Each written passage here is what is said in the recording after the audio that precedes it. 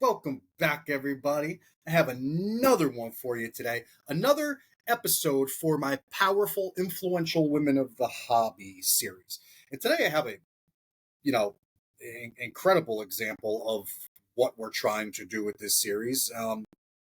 I have followed Erin for a while, and without really asking, she's been recommended over a dozen times. Over a dozen Wow. times, Aaron's name has come up, as suggestions for this series. So here we go, guys. A little superstar in the house. Without any Honored. further Thank ado, you.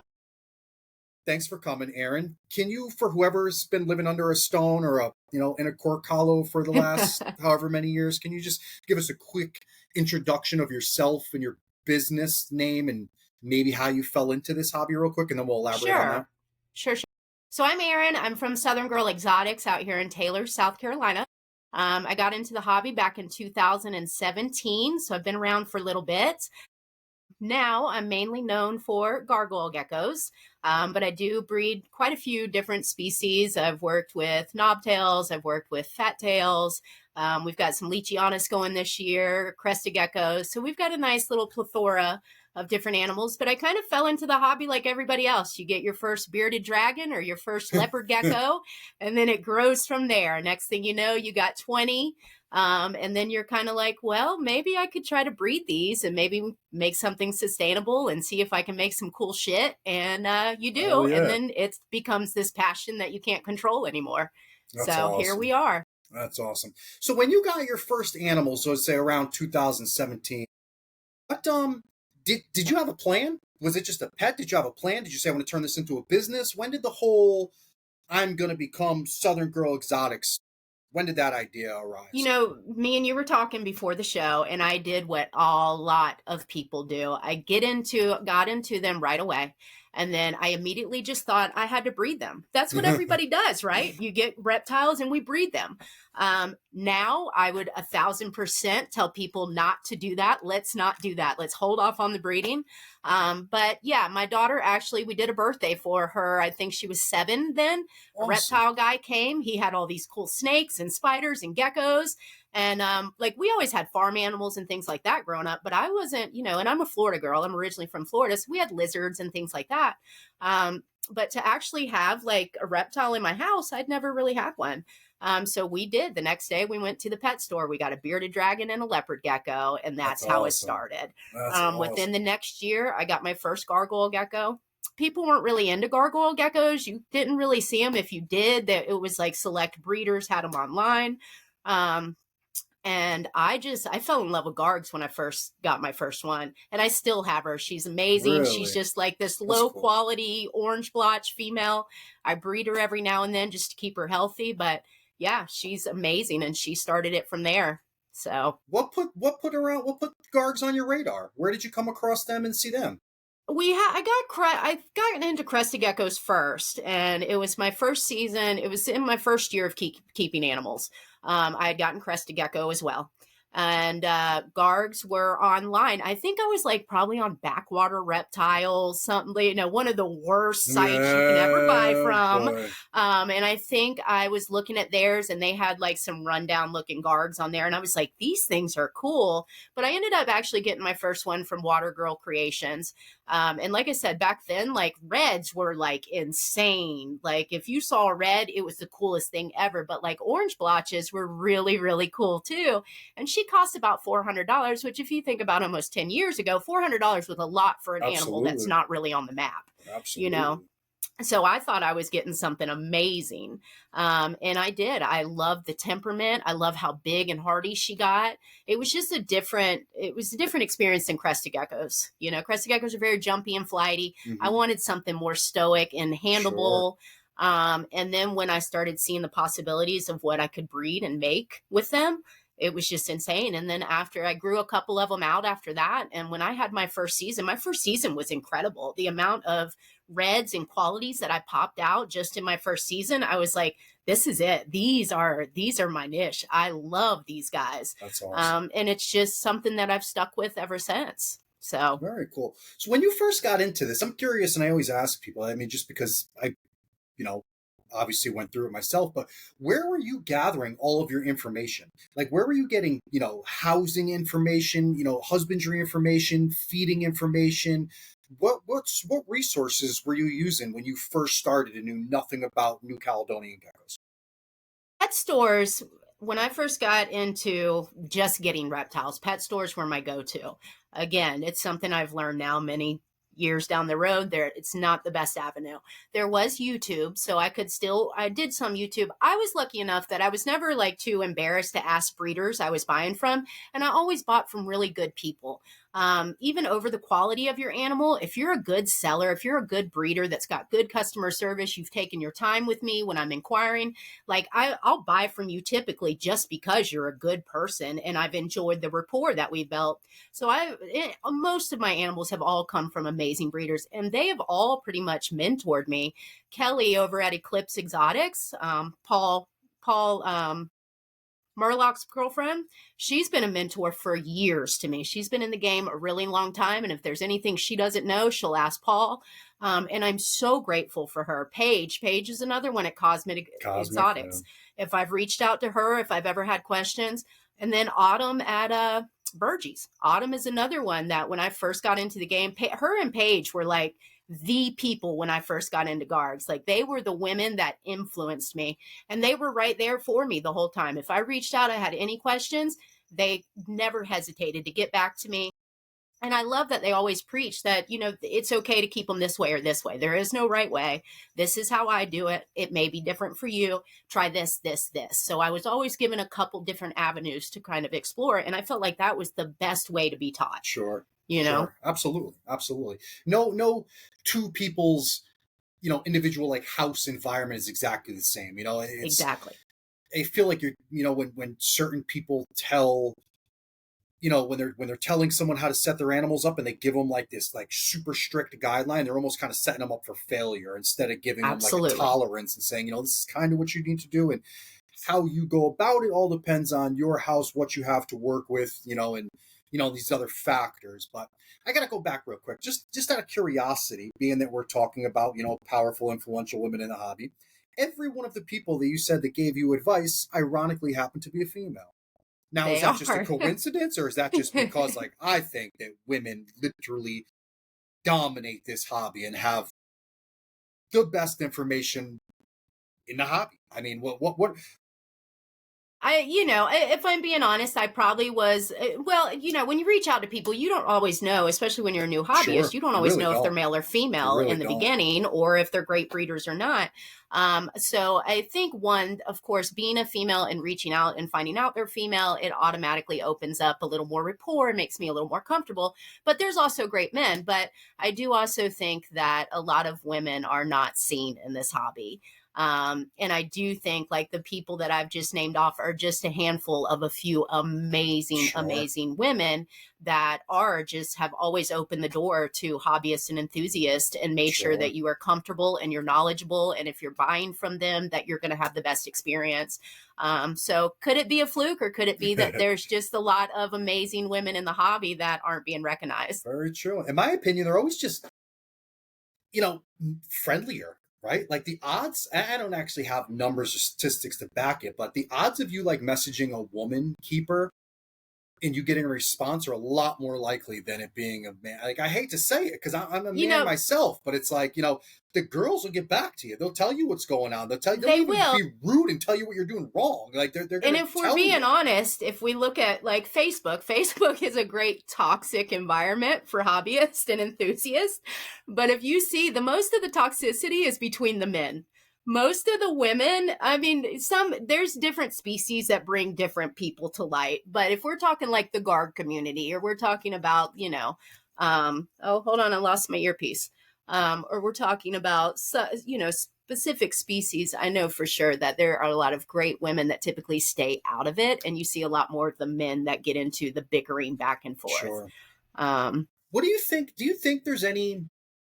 Why do you think, and as sad as it is, and maybe it's just because not enough of us are, and maybe I don't know what we're doing wrong, but why do you think a lot of these incredible women aren't getting the attention that they deserve? Do you think it's just maybe they're quieter, or they're not as pushy as men? Like why are so many incredible women in the hobby, and their work is always known, like this is an Right. Emily Burke, this is a Tara Lee, this is a Gabby, and like all these animals, these, it's their, but I'll yet, be honest. I mean, that's a great question. And I'll be honest, I don't know many women in the hobby like me that are as openly, and I don't want to say arrogant, but as openly flashy about their work. Like, I've made a point to kind of stand out because I knew good for it you. was a male dominated hobby. Good I for you. knew this is a hobby that if I want to stand out, that I have to be vocal.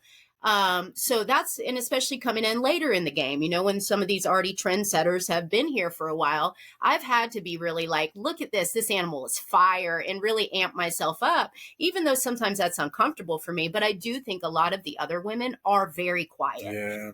They share here and there, but like when it comes to like, again, getting into any of these beefs or these things Yeah. that a lot of the newer generation loves the drama. They Sure. love seeing this stuff and following it and seeing some of the bigger keepers going at it and things like that. Sure. And again, a lot of the women just stay out of Stay it. out And of the so, way. Yeah. again, their work is seen, but I don't think they're as loud, or maybe they just don't feel as comfortable enough to say, Yeah. you know what, my shit is cool. Look at my stuff. I am just as good as the next guy. So I do. I think because it's a male dominated industry, we also kind of feel like there's a place for us. And I've been trying to bust that norm. Like me, Good since for I've been you. in the hobby, Good I've for been you. trying to be more flamboyant with my work and being like, yeah, I'm a woman, but I'm just as You educated and do it well. knowledgeable as the next man. Hell yeah, you You do it know what I well. mean? You give off that woman power thing, and that's one of the things I love. For all these little girls out here, whether everyone wants to agree with me or anyone wants to disagree with me, which I doubt anyone will, but we are all as adults setting an example for every child, not just our own Yes, we are. children, but every child.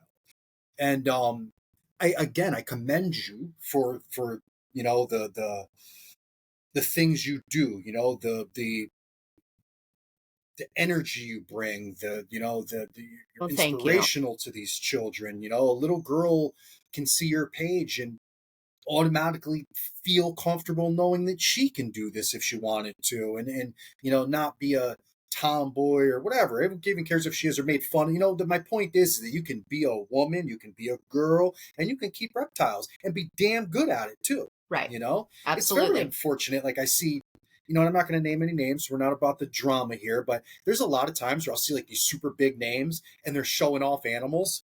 This could go male or female actually, but they're showing off these animals, and I'm looking at them like, yeah, it's a cool animal, but so and so over here, who's never on social media's animals will smoke your shit. Like she's making 10 times better animals than you, but you're out here with 100,000 followers selling 5,000 geckos a month.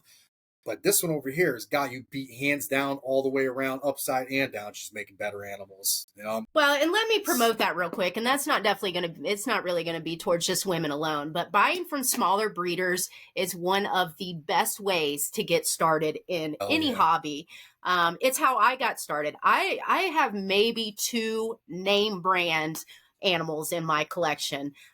They were overpriced. They don't produce some of my no name brand gargs, but if you're looking at just quality and the breeder's rapport and who they are as a person and how they take care of their animals, and you can buy this animal for $200, $300 versus $2,000, there's nothing wrong with that. Brands don't sell. I have never had a problem selling my animals that don't have this name lineage on them. So for people out there that want to get started, little girls, anybody, buy from no names. That's okay. If you have built a rapport with somebody and they're keeping their animals well and they've taken the time with you and they have the quality, buy it. Why waste that Sure. money on a name? Sure. So all right, so that's a good segue actually into a question that I've been dying to ask a gargoyle breeder.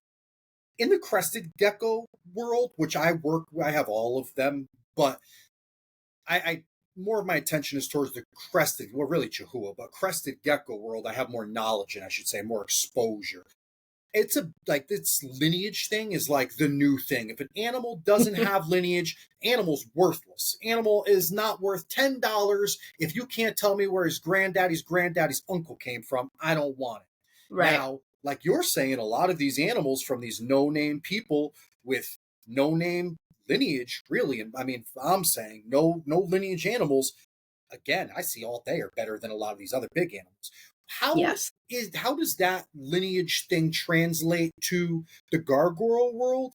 And how do you feel about lineage tracking or lineage in the price of an animal? How do you feel about lineage in general with gargoyles or the I gargoyle think community? one, I think reptiles work differently than dogs or cats or people. You know, we know that we can kind of inbreed a little bit and line breed a little bit, and we're not going to have all these deformed animals.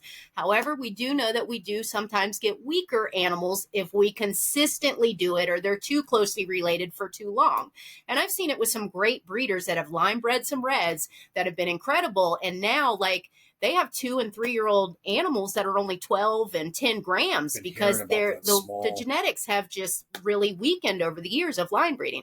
However, when I first started, I didn't keep any lineage. I mean, I knew the breeder that I got the animal from, and guard keeping isn't quite as bad as crested geckos. Guard people kind of want to know the parents or like the breeder they came from, but I don't have a lot of breeders that are getting into guards that are like, okay, who's the grandparents, Yeah, great grandparents?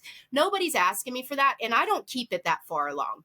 You know, there are some bigger lines that I try to stay away from because I know they're plentiful, like Deadpool. You know, I love Deadpool line. I think it's a beautiful line. There's a lot of killer stacked red genetics in that animal in that line. But so many people are working with it.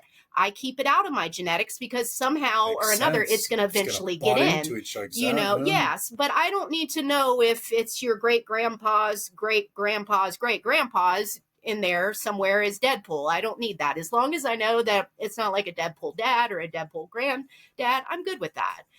You know, so things like that. And there are some other, I'm not just picking on Deadpool. Like I said, it's amazing line, but there are some other lines that I Great try to example. stay Yeah, away of from. course. I have a bacon line girl that I got from Carl Vargas. That's one of the Okay. few Well, expensive animals and I got it in a trade too, so I didn't even good for pay you. the price that it should have been. But either way, that's another one that like I try to stay away from now. I've got one in my line, but so many people have it in the backgrounds of their lines that I don't want it all mixed in with my stuff. Sure. So for me, Sure. lineage doesn't really, it's not something that I keep super, super track of. It's not If a you want to deal know the great breaker for you. grandparents of the animals, it's not. It's not. I don't need anything that has a name on it. And as long as I know that I'm not breeding like Hmm. mom and son or, you know, brother and sister, I'm okay with that. And I think it's kind of ridiculous the way they do it in the crested gecko community. If you're being honest, they're all related. Sure. They are That's what all I related. try The to first say to few, people, and it's yeah. like, I don't want to argue with people because it's the last thing I want to do. But guys, listen, they all come from the same hundred and something And if animals, you're that man. Like, worried about it, then stop. start getting those F1s and F2s and start from the beginning. And people don't want to put in that hard work. They want to bitch that, you know, lines are not clean or we're breeding them too close together. But nobody wants to throw in those F1s and F2s and start from ground zero to build up their reds and oranges. So make up your mind. It can't be both ways. Either Sure. we do have an issue with this and we're going to do better, or we don't have an issue with it and we're just going to keep Sure. doing what we're doing. Sure. And So for me, again, it's not a big deal. that's good to know. Do you feel that, again, kind of on the same track, but an animal, say an animal, you obviously have an eye for these reds. Like, I mean, I look at your page and I don't know that I can necessarily name anyone else that has that many insanely red animals, Thank right? you. So it's and you're obviously known for them. I mean, it's no secret.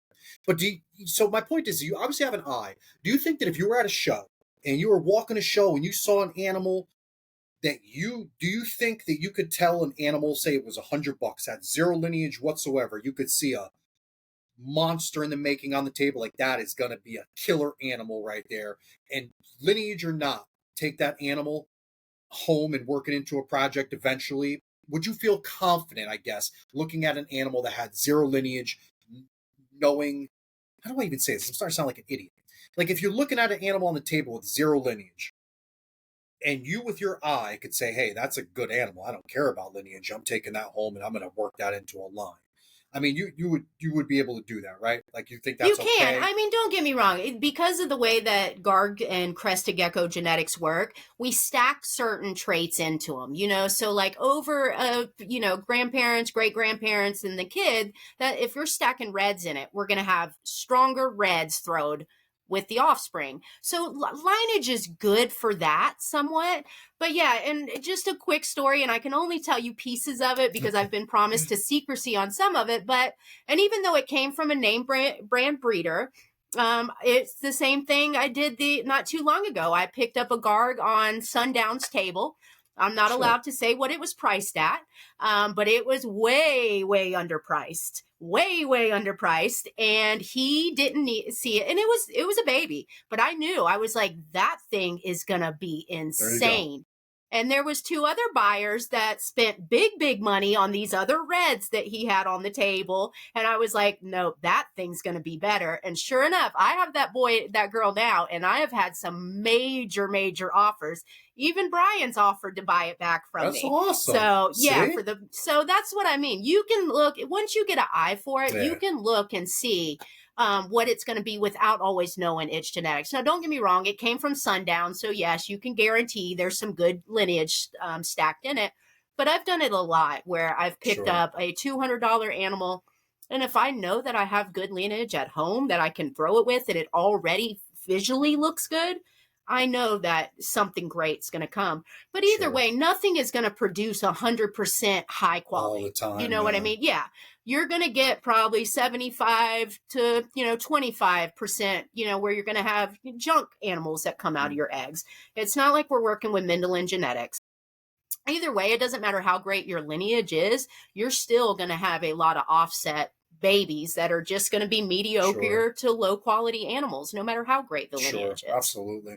Personally, I again, I don't want to talk about me, but just on the topic, I feel a lot of times, and I could be very wrong for this, but it's like, again, it's a personal thing. I put more faith into a breeder than I do an animal's lineage, right? Like I'd rather, like you said, you brought it up, and the only reason I'm saying it was Brian's table. It's like I'm buying this animal from Brian without knowing your lineage. I would do that with most of the animals I buy. It's like I don't really need to know what lines they come from because I trust you. I see what you do, I know what you do, and knowing it comes from you, I'm gonna be okay putting that into my collection and taking a chance on it, And I think that more people should take, and again, it's just my opinion, should take that approach as opposed to specific lines of specific animals, because specific lines, like you said, don't necessarily mean that this animal is going to give you 100% stunners every egg. Like it's right. It's not. Like I said, I've got big names here. I've got some high dollar $2,000 and $3,000 Gargs here, and they don't outproduce some of my $1,000 to $500 Gargs that at the time I had no lineage. My biggest treat or secret that I tell people when they ask me about getting into breeding anything, breed what you like. Don't breed for the market. It has never steered me wrong. If I see something I like that I want to breed for, typically other people like that too because it's visually beautiful and I'm passionate about it and I'm trying to take it to that next level. And whatever it is, like right now I'm working on oranges and people aren't super excited about oranges, but I promise you when I get done with them, like I have TF, the fuck. Is his name that I produce that has all that head speckling and he's orange and he's insane. And I've never seen anyone else produce one like him or anything close to that much saturation. And I'm telling you, when I get done with oranges, I'm going to be proud of what I produce. I'm going to be excited about them and I'm going to be able to sell them because I'm excited about them. Hell yeah. So breed what you like. Don't worry about the market. Don't worry about if you're into black and whites, if you like browns and yellows, breed that. You can build on that with gargoyle geckos and make something insane. Love it. I tell people all the time, people are buying whatever the animal looks like. If it sells, someone is ultimately purchasing your passion. Work with what you love. Your passion will show in the animals. Work with what you find attractive. Work with inner, makes your soul jump, man. If you're working with something that makes you happy to see every day, someone else is going to like it too. Absolutely. And fads change. Fads change. Weekly. 2 years ago, 2 years ago, I was producing eyebrow kids. Nobody else really had any out there. I was selling them like crazy. Now everybody's like breeding for them. Well, the fad's about over. Like, I didn't breed them because I, was trying to get on some fad. I did it because it was cool, and so I built on it. Sure. And now people are doing it because it's a fad. But I'm telling you, by the time you grow these animals up and you start focusing just on eyebrows, it's going to be done. Nobody's going to be wanting Yeah. them because we're already moved into other head color, or we're already moved into this. So breed what you like. Breed Hell what yeah. keeps you Great passionate, advice, man. guys. You heard it here, guys. You Absolutely. heard her say it. You For heard her say sure. it. I'm not the only one. Breed what you guys like. So now on the Yes. topic of gargoyles, I actually had an interview with Paul from Rack Hmm. House, and it was one of the most intriguing conversations He's I've ever awesome. had. Like, we literally talked for 2.5 hours before I ever hit record. He's But he awesome. has some super interesting theories, and I know, I have a pair of gargoyles. Literally, I don't breed them; they're pets because I think they're super cool, and I love them. And I love the oranges. They're both orange. I love oranges. Orange is one of my favorite colors. Just love it. But he brought up some interesting theories about the colors, and I'd like to hear your opinion on it. Red and oranges and even the yellows, they're just different levels of saturation of the red. How do you feel about that whole thing? A lot of what I'm going to have my opinions on guards, or what my understanding is on guards, is going to come from some type of background that probably comes from Paul, because I work a Okay. lot with Kelly. So Sure. All right. I do actually, in my experience, so I do kind of agree with that. Okay. I have not seen anything, because I have seen reds produce yellows. I have seen Really? reds See, that produce oranges, makes sense. and then we can see in babies, they start out with, when they first hatch out, they have the yellow lines, That's and what I then that say. turns into orange, and then that turns into red. So again, I think when we stack the reds and Mm-hmm. oranges in our animals, we're stacking that saturation in there, so that maybe if we have more orange stacked in there, we're going to get more orange babies. But if we have more red stacked in there, that saturation is going to go more towards, it's going to keep going higher till it hits red. So I kind of agree with Paul, because I have not seen anything that makes more So sense than otherwise, that. I know Yeah. nothing about him. Like I said, my completely untrained eyes and brain have nothing else. I can't argue it. I agree 100%. Like, it makes perfect sense. I guess he doesn't have enough information to solidify it as a fact, Right. but as far as I'm concerned, I really think that it is. And when I've heard other people, I've heard other people that will disagree and say, no, yellows are genetic. I know I have yellow pairs. I'm working with them. I'm like, yeah, but that still doesn't debunk what he's saying. If Right. you have yellow pairs, you are just working with lesser, saturated red animals. If you're putting it, it doesn't debunk what he's saying. What he's saying is 100% logical. I mean, it's And it makes more sense to me when we yes, watch them grow out, that the colors start at yellow. When absolutely. they hatch out, yes, I do have some that come out with red right away in their dorsal striping.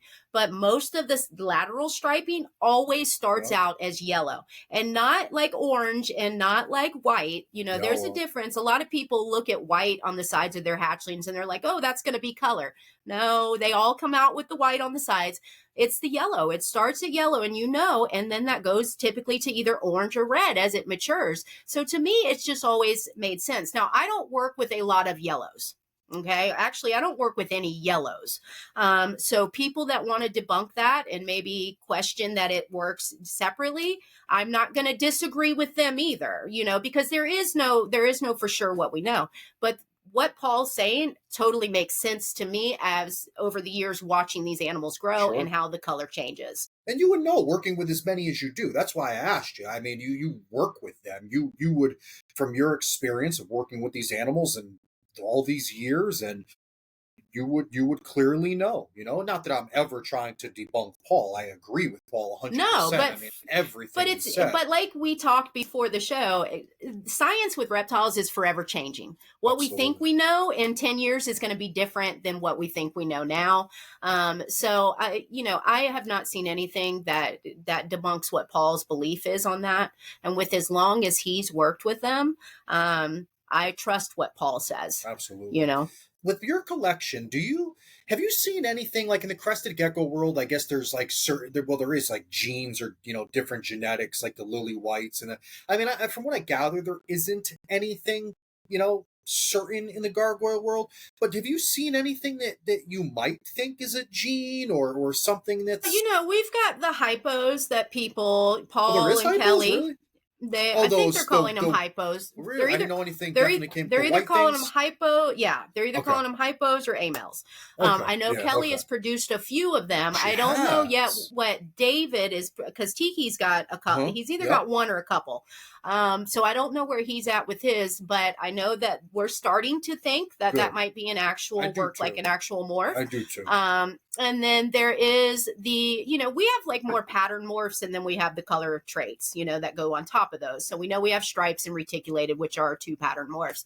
But now people are coming out with what we're calling the clown patterning, where you have the circle, the black circle of pattern on the sides of the animals. Interesting. It's very interesting, but a lot of people are in the very new. I know that Matt Kowalski, I'm saying his name wrong, and I don't remember the name of his business. He was the original one to come out with the clown. Now, I haven't seen that he's reproduced any. This was 3 or 4 years ago, but I know that there are 2 or 3 breeders right now that have some that are at least reproducing from the same pairing. Yeah, Boris. Now, they haven't thrown them out yet. A bunch of them. Has Boris he? from BB's? Okay. Yeah, I know who you're talking about. Yeah. Yep. So I don't know how many people have been able to recreate them from the offspring, but I know that several people have been able. So if we can keep recreating that's going to be something again. So no, as far as besides the hypo, I don't know anything that actually is going to work like the let me take that back, because there's also the skeleton that Paul and Kelly, well, at least Kelly, I won't speak for Paul. I know Kelly at one time when we talked about it, believed that it may work like a dominant recessive type gene. So again, I haven't talked to them in a while. And I've just now, the last couple of years, started working with skeletons. So I'm still figuring out which ones of my animals are throwing them. We've got a couple that I think that are in the work, but we don't have anything, I think, for sure yet. Can you imagine a black and white like skeleton, or whatever, there's like super skeleton, whatever they're calling them? It's like a black and white guard, like all white with the black lines down them, like a skeleton. Well, it would be great, but because the skeleton is a color trait, it doesn't change the patterning. So the black and white is not really technically skeleton. So if we did get that in the pattern, that actually would be pretty badass. But the skeleton is a color trait. So it's typically on a striped animal, and it's the blotching that goes down the back in color. So it's a little different from if we had black and white. Black and white is typically a pattern trait. Really? So what about the bacon one? Can you get color in those circles? With those circles, can you make those? Are you seeing any color in those? You mean the clown one? Yeah, the clown. You mean the clown? Bacon. Yes, Boris actually, I think, now the circles are black, so that's a pattern. Okay. That's a pattern thing. But you're seeing some that have the orange that are going around the pattern. Okay. So we're actually seeing the color that's following the pattern on top of that. But no, I haven't seen any that have like the clown pattern trait that the black circles are actually colored. They're just, if that makes sense. Yeah, I hope that's making sense what I'm saying. It's got to be exciting though, no? It's got to be exciting. It's very exciting. And especially now that so many people are jumping in and oversaturating soon the garg market, it's exciting to see that we have some other things to work towards. Because I was pretty devastated to see how many people, once the crested gecko market crashed, how many people wanted to jump into gargs. And it ruins the market. If everybody just jumps from the next moneymaker to the next moneymaker, you just keep crashing markets. And then people like us that have been working with them for a real long time, we have to really slow down. We have to start cutting projects back because we can't sell them and make room. So I'm excited that we're seeing more traits and more possibilities, because we're already to a point we've made a completely red animal. And that's been the goal for a long time. The goal has been who can get to the most saturated red animal. Well, we're almost there. Tiki's got some incredible coverage ones. I've got at least 2 that are almost completely covered. So we're almost there. So what do we do after that? Yeah, what are some of your goals? What not that I want you to, spill your secrets or give away anything, top secret projects, but where do you go next? What do you do? I don't hide what I'm working on, because again, like I said, I work with what I get excited about. I don't work with fads. I'm really into the purples right now. Like I've got a couple lines from Autumn over at Burgie's. She's one of the few people I know that really have that maroon purplish base I know what gargoyle you're talking gecko. about now. Okay. So I've got a couple of those that I am really working towards. Of course, head coverage right now is like, ever since I produced TF, I have been like, okay, we are going to get a Can be fully done. head Yeah. covered garg. So I'm really excited about next year. And then of Awesome. course, blotching, you know, I've produced a couple, but like the one I've gotten from Brian at Sundown is probably one of the most covered blotches I've personally ever had or that I've seen in a long time. So I am stoked to Good for see you. what comes from that next year. But again, like I said, oranges right now is kind of my thing. I will always Cool. love reds. They are just visually beautiful, incredible They are. animals. But oranges, I really want to stick with the bright tangerines, which is what I'm known for with my oranges, is they really have this glow to them. And that's what I want to build on. I just want because I really think it'll bring popularity to them when people see them once they reach their peak and you see their real potential. Sure. So that's cool. It's exciting. I'm excited for you. I love when I get to talk to people and I hear about what they're working on, and you know, I'm always watching. So I always get to see these projects evolve with, you know, with people, and I think that's awesome, and I think you'll pull it off, to be completely honest. I mean, I've seen what you've made already, and it's nothing short of amazing. But where do you think where would you like to see? I mean, because clearly, I mean, I know in a little bit of a negative way, you know, whatever happened with the crested geckos, everybody hopped into the gargoyle and kind of threw it off kilter a little bit. But where would you like to see the gargoyle gecko community? More of a pet-based, or would you rather like to see more of a pet-based animal, or more breeders? Where would you like to see the future of the gargoyle community go? It's always great when there's a balance. You know what I mean? Because the money comes from breeders. Newer breeders getting into the hobby, breeders that have been established that want fresher lines and quality. That is where your big money comes from. You know, new timekeepers, they're just not dropping thousands and thousands of dollars on animals. But I do love that they're becoming, because they're still not very pet like right now in the hobby. Most people that are buying them are jumping right into breeding. Even at shows, like I may sell 2 or 3, but I'll still sell 20 crested geckos, even though there's 20,000 of them at the show. You know, so they still haven't, I think, been out there long enough. And that's one of the good things, unfortunately, about so many people breeding them is that's what brings so much attention to them. When everybody and their mother has a gargoyle gecko they're breeding and they're advertising, then you have all the newer people coming in the hobby that are like, oh, those are cool. That's what's a fad right now. I want one of those. So it can be a double-edged sword. I would prefer them become more popular as pets. Again, that cuts into money too. But yes, they're just going to be kept better. Typically pet, and especially if we keep the value of them high. That's what another thing people don't realize. If we become oversaturated, stop dropping your animals to $50 and $20. If somebody is not willing to spend $100 or more on an animal, they're not going to take care of it. They're not going to pay for its vet care. They're not going to have a kick-ass setup waiting for it.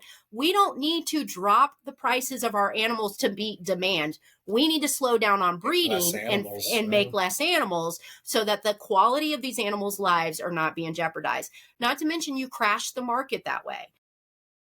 So I would love for them to become pets, but I don't want them to lose their value nor their quality of life because of it. The way crested geckos have, because now at shows and Palm Street has been, I know people are loving Palm Street, but it is exactly why crested geckos will not bounce back.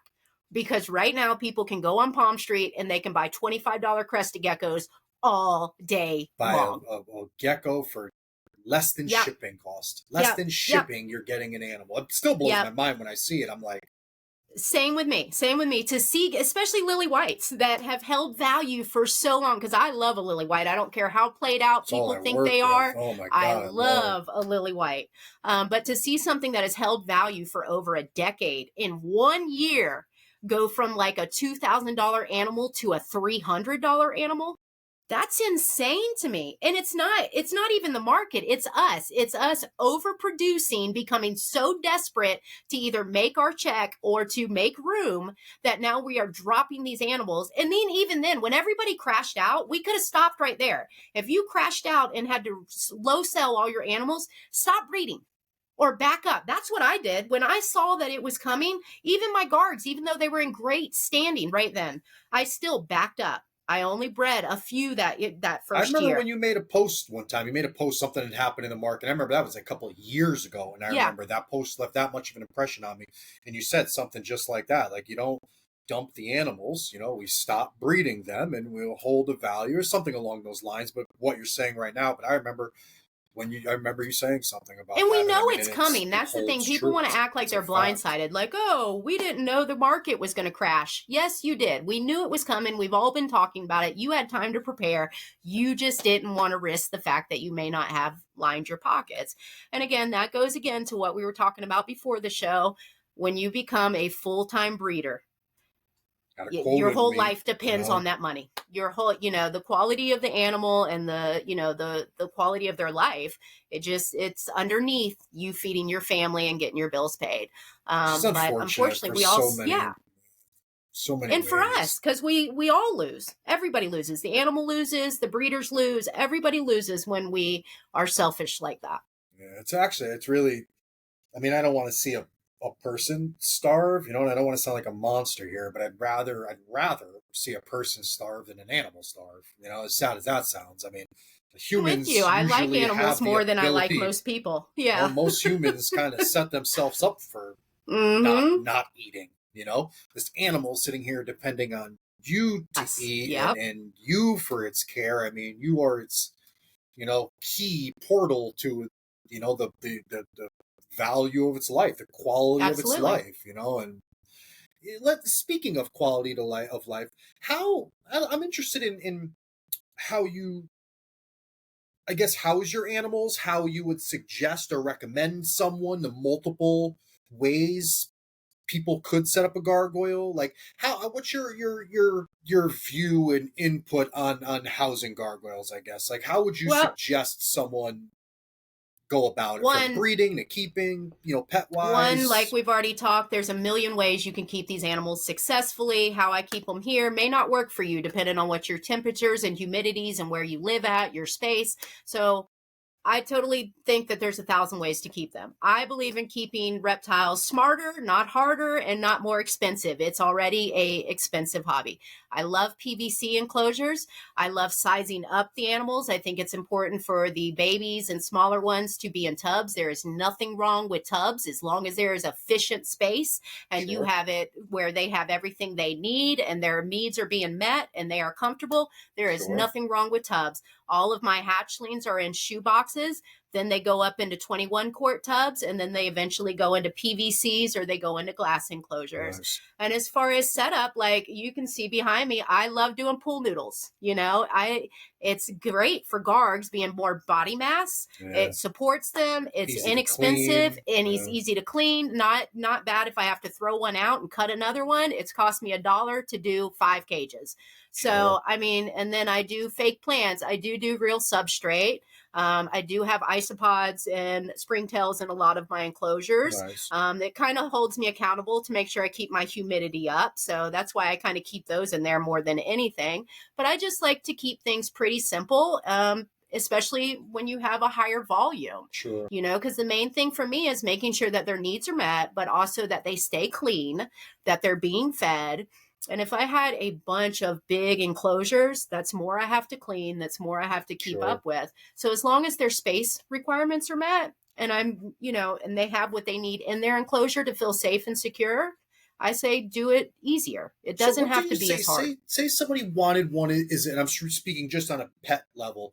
If someone wanted one gargoyle for a pet, what type of enclosure what do you think would be okay? If someone was just going to a pet store and they were going to buy something, what do you think what size enclosure could someone get away with for one adult gargoyle? Again, the size that you start with is going to make a difference. But if we're talking about you just want the final enclosure that you're going to get for an And adult, can that be done? Do you think someone can do that? Do you think someone can I bypass the think baby steps? And I think people can do it all the time. I think it's safer for us to phase them up, especially if you are not experienced with an animal because you don't know what to look for if they're, struggling or failing to thrive. So I think it's better to phase them up. However, absolutely, if you put enough feeding stations in there, if you want to put 2 or 3 feeding stations, you don't over clutter it with a smaller one so it's easy to find its food and water. I think you will be just fine. But yes, I think it's safer for us to teach people to phase them up. But if we're talking about just what you're going to go into for an adult Gargs can, again, they can get up to 50, 60. Some of them get up to 80 grams, So they are, they're a little bit smaller than lychees, some of the bigger ones. I think that an 18 by 18 by 24 is the smallest you should go for an adult Garg. Bigger is always better, of course. I don't even think a full 20-gallon is efficient. I really do think an 18 by 18 by 24 is the smallest you should go for adult Gargs. Now, even with me being bigger, having more numbers, like I cohab some of my females year round so that they have the bigger space. So I'm not putting them in the 18 by 8 or the 18 by 18 by 12s that are back here. So yeah, I think that is the minimum. And then again, if you want to do it with a baby, you can make it work. Just make sure that you're asking questions. You have a good breeder that you can reach out to if you're having problems, or you have money for vet care, because again, you have to be able to accommodate these animals if you fall short on their husbandry. So again, on the pet level, because I know you breed them, and I know obviously I have other acquaintances that breed them, but I don't want to promote people that don't know about gargoyles to just start breeding them. So I guess my questions, at least for this little bit, are going to be like pet oriented. But for a pet keeper, like someone you sell to at a show, maybe that's wants a pet, what do you suggest for lighting, heating? What type of parameters would you give someone for humidity? Like, what are some things you would teach someone that came to your table and said, "Hey, Erin, I want a cool pet. I'm not going to breed. I just want a gargoyle as a pet." What type of information would you send that person home with? Now, I don't add lights to mine. My reptile room gets warm enough because I have several different species that require lights. However, Gargs are known to enjoy basking. They actually enjoy a hot spot. A lot of them do. Now, you can get some, keep in mind, we've been breeding them for decades, so they are used to captive living. But most of the time, if you offer like a 90-degree hotspot, as long as there is a temp range in the cage, typically you'll see them basking out in that light. Sure, UVB is always a great, UVB is always a great option. Again, I don't have the electrical setup in here to not cause a fire if I ran UVB to all of these, even with strip lights. But UVB is always a great option if you don't want to do that through food. Which I love that we have that option for some of us. Again, this is when it comes down to you have several different ways you can keep them efficiently. There's no right way. But yeah, UVB is great if you want to do that. Heating wise, Gargs, in my opinion, like it a little warmer. I feel like they've always done better, and especially during breeding season, once it hits summertime in here, like it amps them up. Yeah. And my reptile room probably gets up to about 82, 85 degrees during the day. And then it has a cool drop, but also during the winter, I live somewhere that it gets pretty chilly in the winter. In the winter, my reptile room probably gets down to 70, 72. I still don't add heat. They do just fine and I don't know if Paul said this, but I know somebody that I watched years ago had told me that it's really healthy for animals to have those cycles where the weather is changing, because that's what it does in the wild. And for me, I've just always lived by that, and it's always worked for me. Awesome. But as far as lighting, I think you can go either way with it as long as your temps are right. I wouldn't get over 95 degrees. I would be very careful. Yes, these guys are, they're just like crested geckos. They're more heat sensitive than they are cold sensitive. But they do like a hot spot. So as long as you throw that bad boy on a thermostat, there is nothing wrong with offering that to them. Well, yeah, I'm going to give it to them. I have one girl, she's not paired, but she's always laying duds. And I've always wondered. I never put it on her just because I don't know why I never have. It's the only ones I really let you know. Yeah. Give her some, and that's the thing. Some heat, see what she does. Your animals will let you know. If you've been keeping them long enough, you know their behaviors. If she's hiding down at the bottom from it, she's telling you she doesn't like it. So you know what to look for. Sure. So let's get into feeding. How do you what do you I guess and I know you have a different setup. Your situation is different than most people's that may be getting a guard for the first time. But what do you? Let's talk about feeding and diets. What do you feed? What do you suggest feeding? If Bugs my versus animals are fruits. anything, my animals are well fed. Okay. Everything in this house eats good, including the people. Um, so I know that gargoyle geckos are active gecko eaters in the wild. They require a higher protein diet. It's an easy selling technique when you go to a show and people tell you they can live off crested gecko diet. They can. They absolutely can, especially the complete diets that have the ground up animals already in it, the ground up bugs already in it. But I feed mine, if we're talking about my breeders eat every other day. And I kind of rotate. So I'll do one feeding Pangea, I'll do the next feeding crickets. I do one Pangea, then the next feeding Love crickets. it. And that's just Love how it. I rotate it. My babies get fed 2 to 3 times a week. They get crickets 1 time a week. Baby crickets, they get started from the time they're about probably a month old. Mine get started on crickets right away. I know a lot of breeders don't do that because they don't want the expense of it. I just think you get those good body massed Hell yeah. babies. They're well started. And I just think they do better. So for me, crickets across the board. You can try some other insects with gargs. I haven't had a lot of success with other insects. Roaches are always a good option because they're fast like crickets. But I like crickets because it's one of the few natural habits that we can allow our animals is to hunt their Sure. food. So I Sure. know a lot of people are like, oh, they're going to burrow or they're going to eat my animal. Throw a carrot in there or throw a potato in there so they get thirsty. They have something to eat on. I've never seen one eat an animal. I know people say they have. I personally, as many years as I've been feeding bugs, I have never once seen one of my Yeah, I animals get haven't bit by either. a cricket. Never. It's the same thing with superworms. People are like, you got to cut off their heads because it'll eat through their stomachs. What? Where does this stuff come from? I remember seeing that on Facebook for a long time. But anyways, yeah. So if you can do dubias are a great option. Of course, they burrow, so you might want to do a non-escape Bowl, a proof. dish or something. Yeah, something they can't escape out of. But crickets, in my opinion, are the best option. They're a great feeder. And Period. easy to get. Anybody can, they're easily Yes. obtainable no matter where you are. You can, they ship well in cold weather. I mean, they're a good food. And nutrient wise, they're not bad. I don't know why Especially when people think they're, yeah, you can gut load them with just You about can. anything you Absolutely. want. I mean, and that is something I do as well. Now, I buy the pre-made gut load. It's just easier for me to pour the gut load Sure. in there and do the water crystals in there.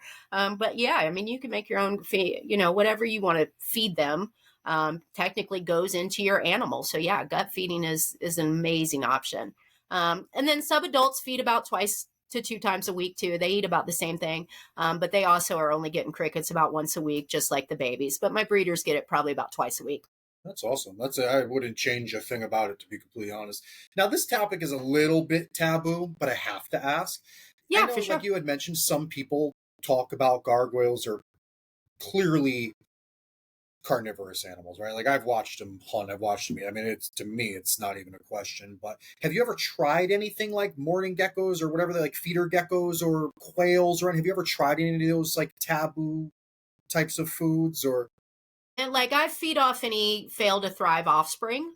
So, any eggs that suffocated or babies Mhm. that failed to thrive in the first Sure. week. Yeah, I either feed them to my leechies or to my guards. Now, That I'll be goes. honest, my leechies, I get a much better feeding response when it comes to those. But when my females are breeding, they'll pretty much take anything I put in front of their mouths. The problem with gargs, in my opinion, is they're not like crested gecko circus monkeys where they'll eat a lot off tongs. They typically like to eat when nobody's watching them. So it's a little harder to kind of tongue feed them a dead Sure. animal. Yeah. But yeah, I mean, most of them will take it, especially during breeding season to get that extra calcium. But no, I've never like bought morning geckos. Again, that's it hurts my heart. It's like people that Yeah. feed live to their snakes. Yeah. I'm an animal lover across the board. So even morning geckos, even though I don't have an attachment to any of them, it would still hurt my heart to see them chasing a morning I gecko. hear you. I hear you. I always ask because it's always. I mean, it's like the elephant in the room at all times, and you're talking about feeding and gargoyles. I just Well, out of people feed curiosity. crested geckos. I don't know if people realize that, but there are people out there that make crested geckos as feeders. Really? To what? Yeah, that's been talked For about what? kind of underground. They breed them so that they can feed them to leeches live. They can feed them to Shit, other really? bigger animals. Yeah.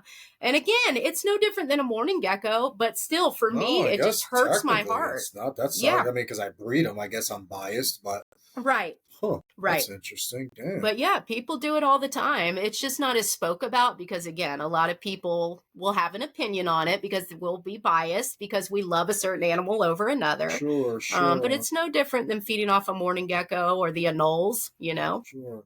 So another question back to rewind a little bit about the babies in the bins. Are you keeping them on paper towels? Are you I do. would you ever get concerned about impaction or them eating paper towel or chasing bugs or anything like that? Or I always hear No, people say, "Oh, I keep them on paper towels or I don't keep them on paper towels or don't keep them on paper towels because they'll swallow it or keep them on paper towels." It's good, all types of stuff.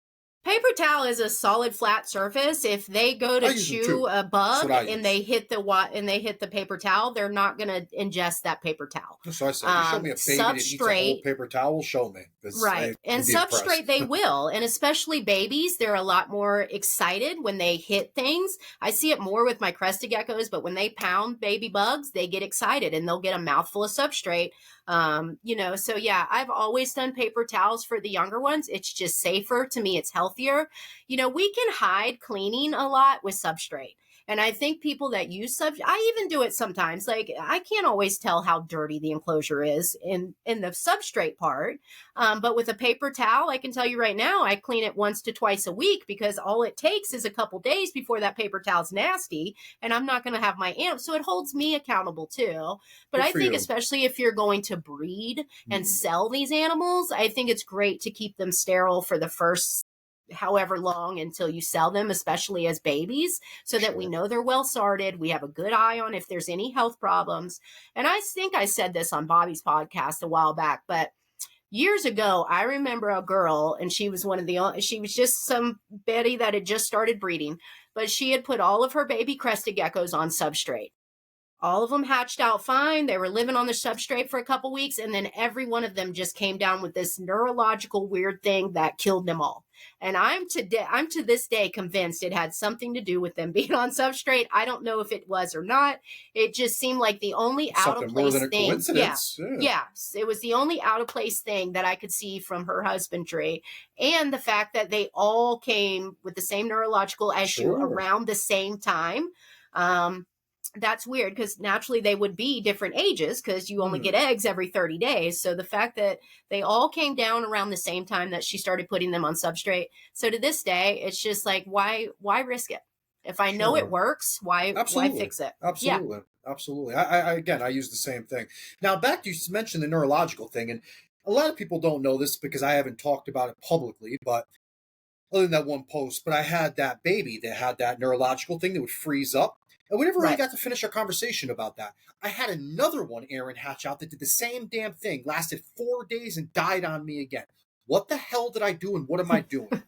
I, Are I, I, you, I'm tripping out. when after you get them set up, are you holding them or handling them a lot to check on Only when them? I notice something is freaking wrong, I pull them out. Normally, not. I hold my babies as I'm cleaning cages, and I also clean once a week. I'll swap out paper towels, but not then, not right when they hatch. I put them in there, but I noticed something was wrong. Then I took them out, and then now I'm at it all the time. Now Well, I got to know what's going on. that I And think is what the problem is. Again, mine was with Garg, so there's no telling if it's the same thing. But I did show you the video, and you said that yeah, absolutely looked like what yours was doing. absolutely. And that gecko I showed you weeks ago was fine. He's doing Yeah. great. He's a great feeder. He shed, and then I had two more. And what I find is sometimes when I have weaker babies that hatch out, they either hatch out too early or they just look incredibly small. It's almost like a defense mechanism. And I learned the hard way That's too. I what I think I told you thought. that.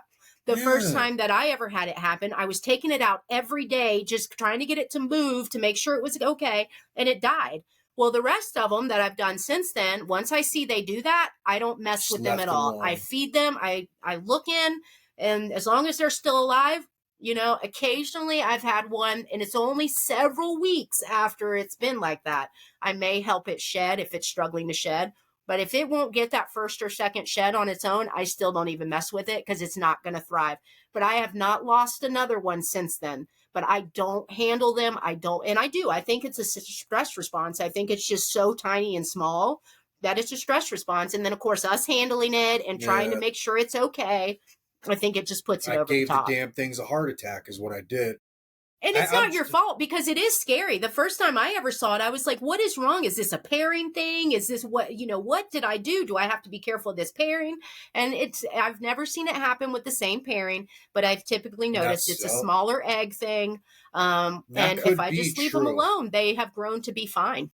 That could be it. Maybe they're they hatched premature or something. I get so fixated, when it hatched, I'm like, I'm like, I'm beating myself up. Like, what did I do? I'm trying to find the source of the problem. They're two different pairs, but they're incubated in the same box. Right. And I've never had this happen. I'm talking 7 years, going on 7 seasons. I've been breeding and hatching crested geckos. Never until this year. Never until this year have I had problems. I've had more problems this year and lost more eggs that failed to hatch and died stuck in the egg, and I can't wrap my head around. I use well, are you breeding more this year? Not necessarily. I mean, I have a few different pairs, but I only have eight breeding pairs of crested geckos. I give myself a limit, a rack that I can fill with bins. I will not, and even though they don't always hatch, but I'll give statistically, I have 50 hatchling bins. I won't produce anything that will overfill that rack. So and occasionally, sometimes, like I said, some seasons I have gone over, some I have been way less. But no, the only thing I did this year, and I don't want to say, I'm sorry, someone's like, the only thing that I have realized, I guess this year, I used to keep my egg boxes. I used to have one of those little indoor plastic greenhouse things, like a clear greenhouse. And I have heat mats in it, but I didn't have my eggs on the heat mat. But I just wanted to keep like a stable environment. So I would have my little, tackle box things with my eggs in there. And that's what I always used.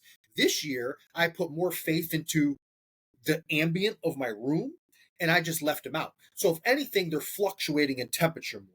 And I think that's what I'm doing to screw myself. But the whole first 3 months of the season, everything was fine. Everything hatched fine. Incubate my eggs.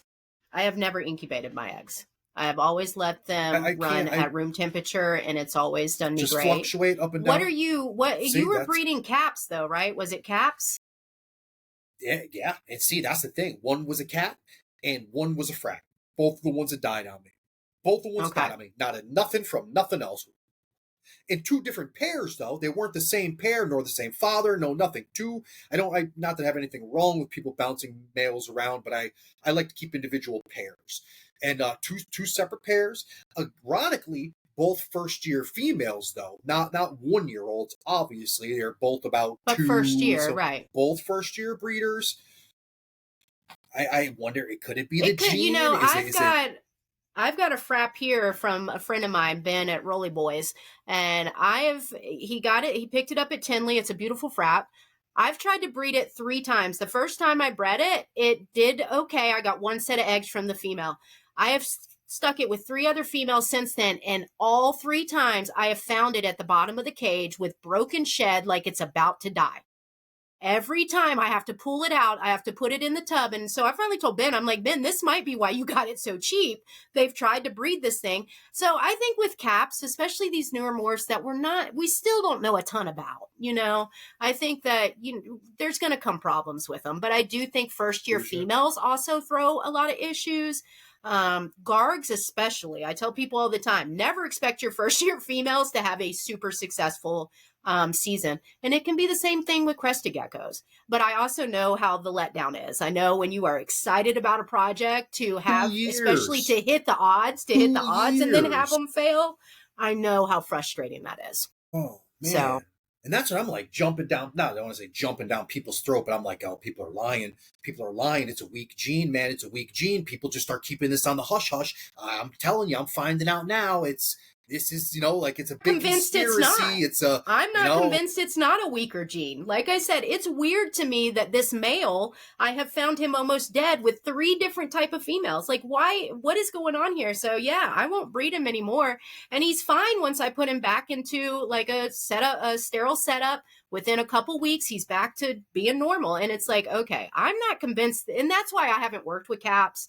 I was going to do this with Ben, but that's why I just got my first sable. It is the only stable. Yes, it's the only stable of the newer morphs that I'm really like feel comfortable working with. So I'm excited about that. But yeah, caps have always kind of been like, I'm not sure about that gene. Sure. Listen, I got excited. I watched the gene for a while, with the hobby. I didn't jump in when it was super popular, big. Yeah. I took time and I watched and I came up with some things that I would like to work on and some ideas. And I was finally like, okay, all right, well, this animal will fit that goal and let me try. All right, but enough about me and my damn issues. I am curious, though, speaking about health issues, is there any type of health issues that you've noticed that seem to be consistent with baby gargoyles, or anything that that people should maybe look out for that they wouldn't, that maybe you have more experience with, the numbers wise? Is there any type of like common health issues people should look out for? No, in my experience of any common health issues, there are some things that we want, like females that aren't bred. I personally think they have a higher rate to get egg bound. The only time I've ever lost a garg, and it's, y'all may know this garg suicide. It was one of the best skeletons I have ever produced. It's been 2 years now. But she, I had not bred her. I was trying to wait till she was 3.5, 4, because she was a little bit smaller female. And she started digging, and then we got hit by the hurricane, and we had no power for 12 days. And I couldn't get her to a vet, and I knew she had been digging for over a week. And I just knew. And one day, before we got power back, I walked in here, and she was gone. So I see it all the time. A lot of people with their animals that have not been bred, females sometimes can run a higher risk. It's not super common, but it's more common with the ones that haven't been bred in females. But as far as like health issues, gargs are pretty healthy, hardy animals for as long as they've been in captivity at this point. Now, I do always tell people to look out for the thinner gargs. Gargs are supposed to have a body mass. They are supposed to be more rotund in the belly. So when you see these super lengthy, skinny gargs, to me, there's something wrong with the genetics there. They're not supposed to be skinny and lengthy like that. I don't produce any that look like that, so I'm not really sure what's going on in some people's collections that they're like that. I don't know if they just don't feed them the way I do. But I always tell people to look for that. Always look at their body mass. Make sure they have that cute little rotundness in their belly.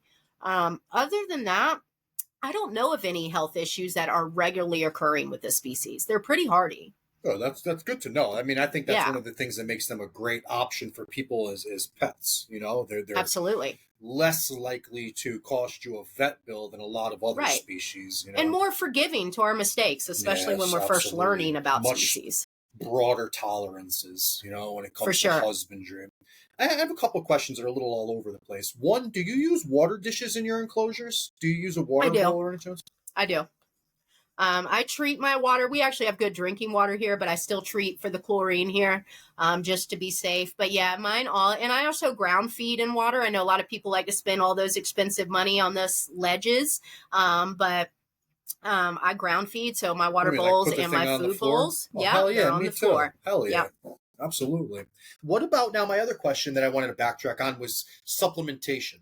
If you're not using, someone that would use like UVB lighting, do you have a supplement regimen, or do you just count like the diets, because they obviously have vitamins and stuff in them? Do you count that as a diet, or are you also dusting with your bugs? So I also supplement. Again, like I mentioned, you don't have to feed bugs. Nobody has to feed these animals bugs. The complete diets are fortified to sustain our Gargs, Sure. But yes, when they get crickets, especially the breeders that get it twice a week, I dust every feeding with D3. But these are nocturnal or crepuscular animals. So technically they don't need the extra calcium or the UVB. But I still do it, especially if they're egg laying, and it's never seemed to hurt my babies or to hurt my males to also have that supplementation. And I like to use the Herptovite, so I do the I Herptovite use once it a week too. as Yeah. well. But between that and gut feeding the reptiles, and then just Hmm. having a good brand of food, which I love Pangea. I know people have gone back and forth recently about Pangea. I love Pangea. I get a great feeding response from it. So yeah, I think as long as you're using a great quality brand, The regular quality matters, commercial sure. diet, yeah, I think that you don't have to do everything I'm doing, but I Do do you? think it helps.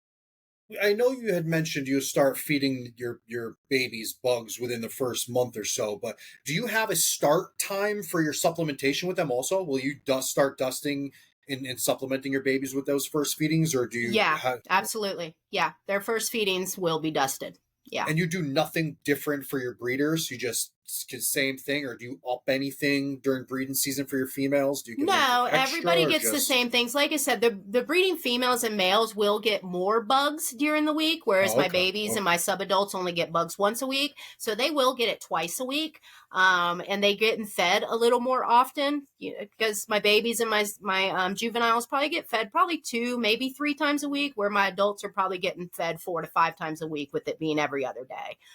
So they get fed a lot when they're breeding. But it's a lot of wear and tear on Gargs. Until you actually get into Gargs, you don't actually see how much wear and tear it is on the females and the males. I have had males lose substantial weight during breeding season. So I think it's important that if nothing else, I'm hitting the mark on their nutrition. Now, I'm not, again, I don't want to promote anyone to just hop into the hobby and start breeding geckos. I'm not here to promote anybody breeding anything or not, for that matter. If it's something you genuinely have a passion for and it's something that you feel you can contribute to, other than just making more animals, if you feel that you can make better animals or healthier animals, or you could contribute something, God bless you. I'm not here judging you, but I I'm love not that. promoting breeding per se. But I am curious on some advice and tips and information that you may have when it comes down to breeding gargoyles. All of us out here that don't necessarily work with, the amount that you do have heard the horror stories, of aggressive breedings. Is there anything that you've learned over the years that would help someone circumnavigate that, keep them from fighting, or what I tips would you think give someone that wanted to maybe breed a pair? For sure. I think the most important thing, and I know Paul has said this, is letting them age. Let them get to the correct age. And people focus more just on the females, but the males need to be up to 3 years old too. We need to make sure guards are getting to the correct age, or you're just going to have a crappy season, period. But I have also seen my males, especially if I tried to breed them too early back in the day, they'll lose substantial weight, and it takes me more than a year to get them back up to size. So then I can't even breed them the next season because they're not back up to size. So I definitely think making sure that they are of age, regardless if they're already laying duds, is so, so important. 2.5 is the earliest I would consider breeding anything Garg. I also really think that making sure that you have the right size enclosure for these animals, or enough places where they can escape each other. Again, I know a lot of breeders that use tubs, which is fine, but a lot of, like, even the big storage tubs I'm seeing some of these breeders use, it just doesn't seem like it's even the equivalent of an 18 by 18 by 24, much less anything bigger where these guards can really escape each other. And in my experience, especially with older females, more seasoned females, they become a lot more docile and just giving in to the males. And these males can really tear them up.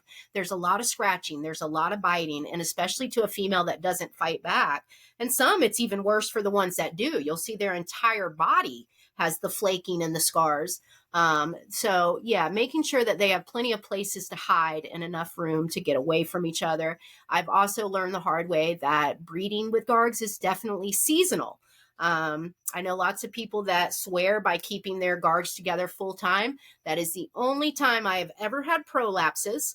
That is the only time that I have ever had males get their tails eaten by females, is when I have tried to keep them past the breeding season and kept them year long. Males seem to always, and of course, Paul believes that a lot of prolapses are due to the lower humidity, and that may be true because it's always in the winter here when the air's a lot drier. But again, it's the only time is after breeding season that I've had prolapses happen with my males. And the eaten tails, I've had several of them get their tails eaten by females that are just like, enough. I have dealt with you all breeding season, enough. And then I've also started females late. And again, that was disastrous for me a couple years ago. I was trying to be smart or be kind. I thought, well, I'm going to give my girls, at least until April this year to just relax. I took them out sometime in September. We'll just let them have longer to relax. Well, my males were amped up. Every one of my females got chewed up. I mean, I was separating females left and right. My season was horrible. I barely got any eggs because they were just so beat up and stressed. They weren't even really producing. And then I couldn't repair them because my males were way too amped up. So I do think it's good to pair your animals around December and January when it's still chilly. They're all kind of calm when they're meeting each other, and then they kind of work up into the breeding season. And you'll leave them together for the whole breeding season, or you just introduce them for like a month? Okay. No, I do. Gargs, crested geckos are so great about retaining sperm. You can put them together for a week and then they will lay eggs the entire season for you. And my experience, my gargs don't do that. If I have to separate a garg, I may get one more clutch out of them from the last time they were with that male, but then I start getting duds the rest of the season. Again, this is just my experience. So it's for me, if I want a good, successful season, I have always found that I need to keep my pairings together. Of course, if my females are, showing signs of weight loss, or they're not bouncing back, or males are getting beat up, of course we separate and we have to deal with it. But yeah, if you can keep them together the entire season, you're going to have a more productive season in my opinion. Very interesting.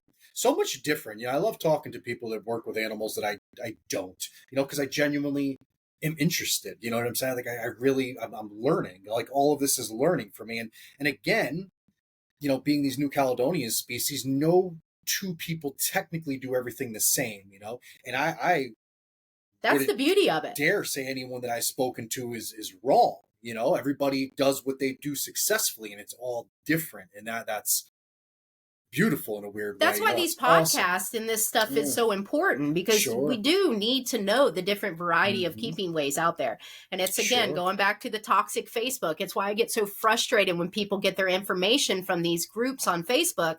It's the blind leading the blind. There is nobody out there that can tell you that this is the exact way to keep this snake, or this is the exact way, especially when we're talking about animals that have been reproduced in captivity for decades. Now, yes, imports, things like that have never been established, you do have to have a much more crucially kept husbandry on point. But there's just so many different efficient and right ways to keep these animals. There's no one right way. Sure. Back again, I hate having to keep rewinding on us, but you had mentioned that you like to pair your animals at about 2.5 at least years old. Do you have a set weight that goes with that? Being that there's such a broad range in size with some of these animals, I mean, luckily, do you wait for a weight, or do you just, is there age your main gauge, or do you have a combination? Age is my main game, but of course, anything that's like under 40, 45 grams, because you got to keep in mind, they're going to lose some weight, especially females during egg laying. So really 45 grams. Now, luckily, I don't have many animals that don't hit at least 50 grams or above by the time they're 2.5 years old. But like I said, I do have a couple here that I've bought off some known breeders in the past couple years that have weakened the genetics. I've got this one boy, I bought him. He was 12 grams at 2 years. I didn't look at the birth date when I bought him. So when he got here, I was like, man, he's 2 years old. Now, again, this is a breeder I have much love and respect for. I just think some things have probably changed in its life. So whatever reason, the genetics have gotten pretty weak. But it's taken me, I've had this boy for 3 years now, so he's 5 now, and I just now got him to 45 grams. Yeah, so I've never had a garg that old, that small. Most of my 5 and 6 year old gargs are like 70 grams. You can also, but at 4 years, I do have some smaller females that are just hitting 3 years that are probably around 45, 50 grams. So I can still breed him at this point. But I don't necessarily want to breed him with too small of a female that I know the genetics are going to be smaller. Because again, I don't want to weaken the genetics. I would rather breed him with a female that maybe is slower growing, but I know she has the genetics there to make big, voluptuous, healthy Gargs. So that's the point, you know.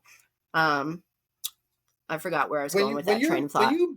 When you make, I mean, typically, I guess I'm kind of asking you to speak for the gecko community in a sense, but also yourself. When you're breeding any pair of gargoyles, and I know color, like whatever color or pattern you may be working for is like the main goal. Do you guys also, like the crested gecko world, do you concern yourselves with structure at all? Is there some type of structural form? Okay. I do. I mean, can you explain a little bit, like what type of structure are you looking for in like the ideal gargoyle? For me, body mass is important. Them having those rotund bellies, them having the really defined cheekbones that they have, the cheekbones that go down like this. You know, they're known. We think their names come from horns, but they're actually named after their protruding ears. So their ears are actually supposed to protrude out. And then, of course, the bumps on the head. Yeah, hers do.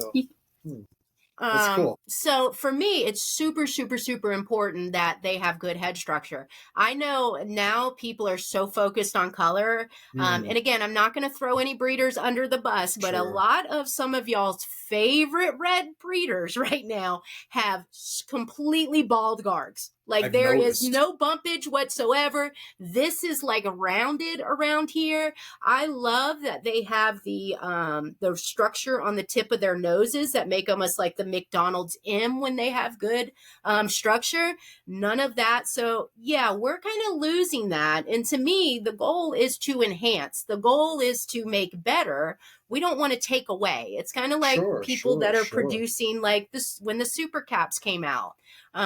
You know, we're taking away their scale protection. What are we doing here? Like, this is what we're doing. It's the same thing with the leucistics. People are really excited about that. And it's like, hold on, we're taking things away from their anatomy. That doesn't seem right to me.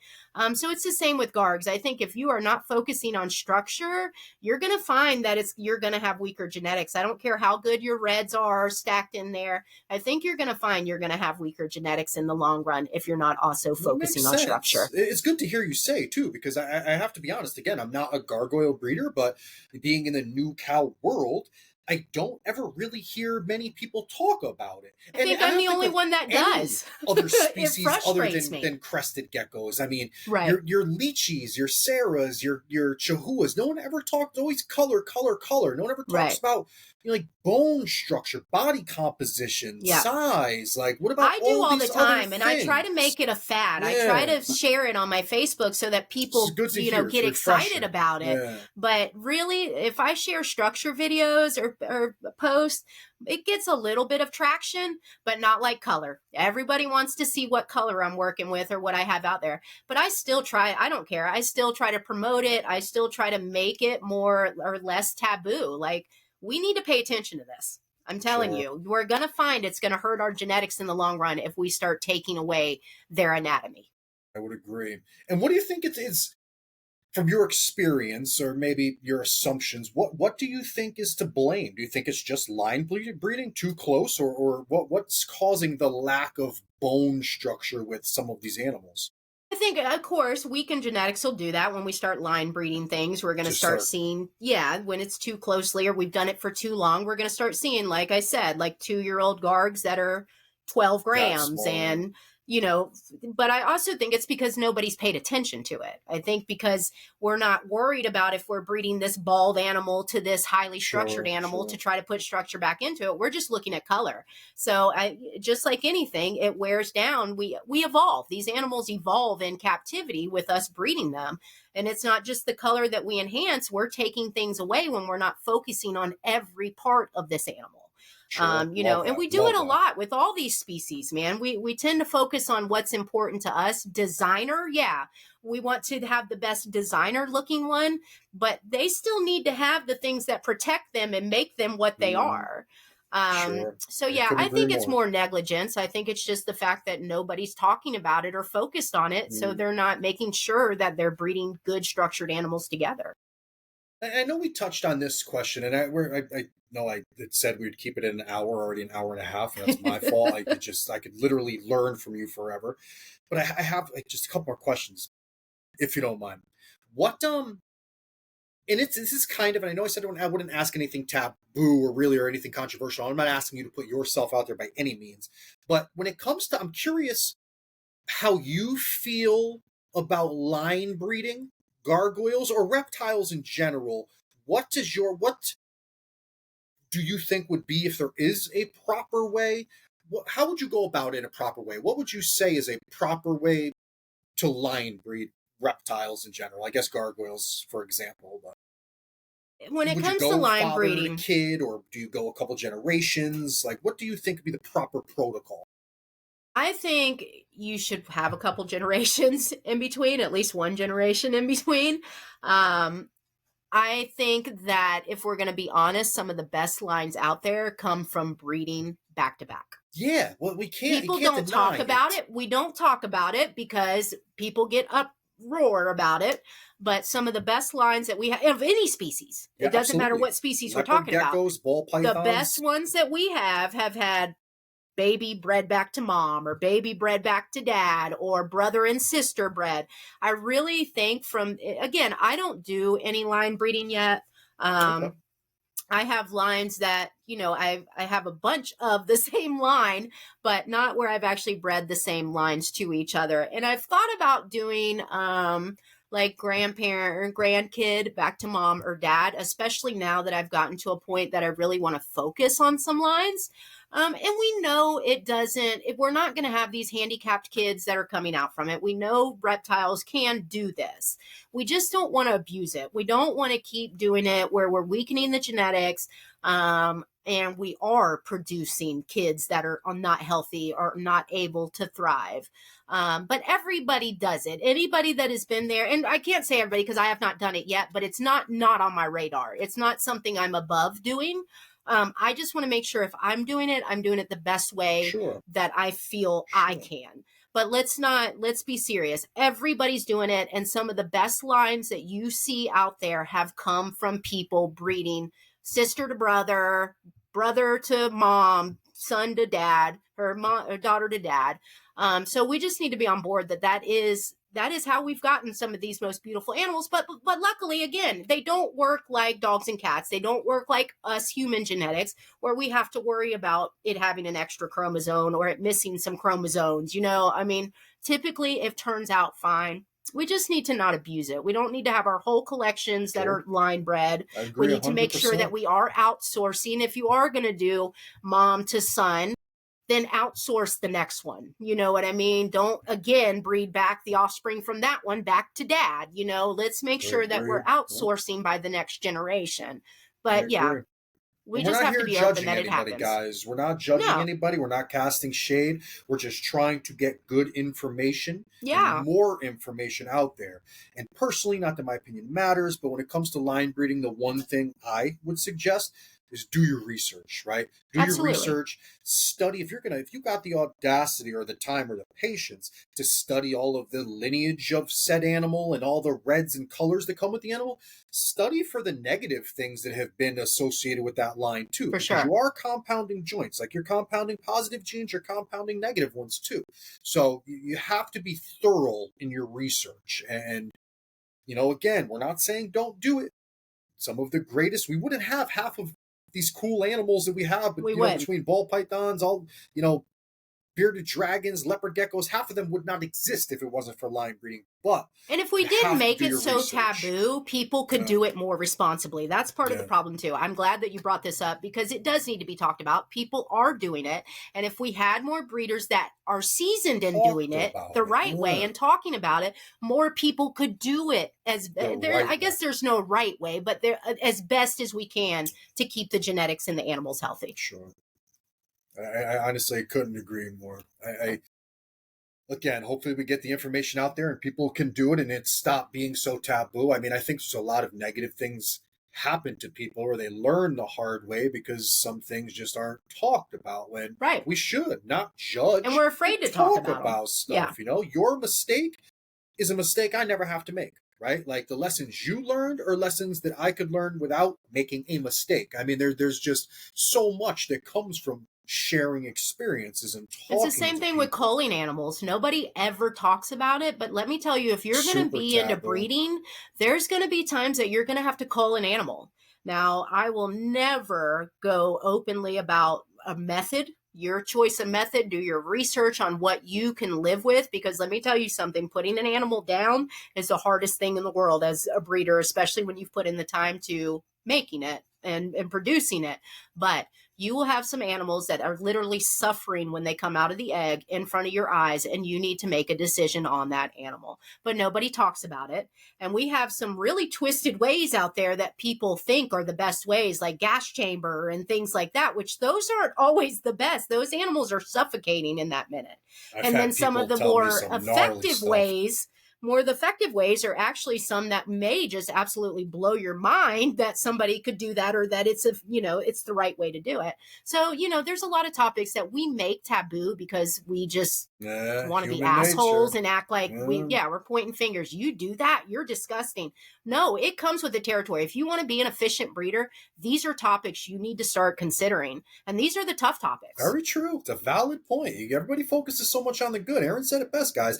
When you want to set off, and like we were talking about earlier, everybody wants to be a breeder. You got to think about the ugly shit that comes along with this, because it's not all For sunshine sure. and rainbows. You're not just going to make 1,000 animals that you've dreamed up in your sleep. You're not, right? Some No. ugly shit's going to happen. You're going to have animals that lose tails, limbs, not hatch, babies dying in eggs, animals coming out, suffering, gasping for life. Like, you're going to be put in some ugly situations. So you better brace yourself for the ugly, is, along with the very few dreams that you're going to Right. hatch, so Right. it's a big circle of things you have to deal with. And that's why I always suggest to people, and again, not that my opinion matters, but if you love an animal, love it as a pet first. Love it as a Yes. pet, get one, experience it. If you still like it and still think you can improve on something, then God bless you. Reach out, get as much information as you can, and rock out. But you don't need to Couldn't agree have more. no animal today and then tomorrow you're a gecko breeder in all the forums telling everybody how to do it. Like, it doesn't work like that. For sure. But Erin, it was been a complete blast, and we're For at an sure. hour This and has a been half fun. now. Hell yeah, I definitely got to have you back, because I really, literally haven't even gotten to half of the questions I would be really honored. wanted to ask you. But for anyone out there that may not know, and this was some of the questions I didn't get to, but for people that may be interested in some of the animals you have available, where can they find those animals? Where can they find you? What would be the best way to get a hold of you? And are you willing to accept questions from people? If maybe someone wanted to reach out and had a question and feel that you're the best source of information, would you be okay with people asking you? For How can sure. people get a hold of you? All right, the best way to get a hold of me is I'm more active on Instagram. I do have a Facebook, but Instagram is the best way to get a hold of me. I do have a morph market. Now I go back and forth about listings on there. If I have shows coming up, I usually take all my listings down. So it's best if you know what you want, if you know what your budget is, you know what you're looking for, reach out. And then that's the best way to reach out to me about inquiring about something. And then I also have, if you go on my Facebook, there is my number. So you're always welcome to text me with questions. Yes, I am always open to helping people, Yes. either through DMs or text. I can't always get back to you right away, so don't ever feel like I'm blowing you off. Some people do get offended if I haven't responded in an hour, but I do have a full-time job on top of this. But yes, I am always open for questions to help people, and I always usually have something available. So if you're looking for something particular, definitely hit me up. I could definitely vouch for that, guy. She's always offered me nothing but help, man, all the way around. And always Thank come through, you. actually. So Thank you. I would strongly advise, if you guys ever questioning yourselves or anything you're getting ready to do or an issue you may have, reach out. Reach out. I And she's appreciate one that. of, Thank you. again, she is one of the great minds in the hub. She's experienced just about everything, and she's, open about the things she hasn't. This is a good person to have as a resource. Thanks, Aunt. Do you have any local shows coming up that maybe if somebody is out there, they want to stop by and see at the table, grab something from you locally at a show? What's your show schedule look For like? sure. Actually, this weekend, November 1st and 2nd, I will be in Columbia, South Carolina. I don't know if this will air by then. I'll make this a reel, and it will. Okay, this will be my last show for the year, but I do Atlanta 3 or 4 times a year. So Atlanta, Georgia, I am always doing that Repticon. And then sometimes I pick up the Asheville or the Charlotte show, South Carolina and North Carolina. So yeah, either way, I can always meet people typically, or I know somebody that is on the east side going to shows. If you ever want to have something delivered at a show that's in your area on the east side, I typically can have somebody get it to you. But yeah, those are my main home shows. That's awesome. Guys, if you're in the area, check her out. When I tell you, check her page out. You want to talk about beautiful animals? I know there's people out there that are super popular and known for their reds. Erin is too. Thank you. Honestly, if you're just getting into this and you find the one or two names that automatically comes up on Google, don't just think that's it. That is not it. There are some people out there doing big shit, man. Check Erin's page out. Look at some insane red animals. Reach out to her, see if she has any available. If you're in the area, stop by the show, learn a thing For or sure. two, check out some cool shit. Now, I have probably two more closeout questions I guess I want to ask you along this whole thing here with the women in the hobby.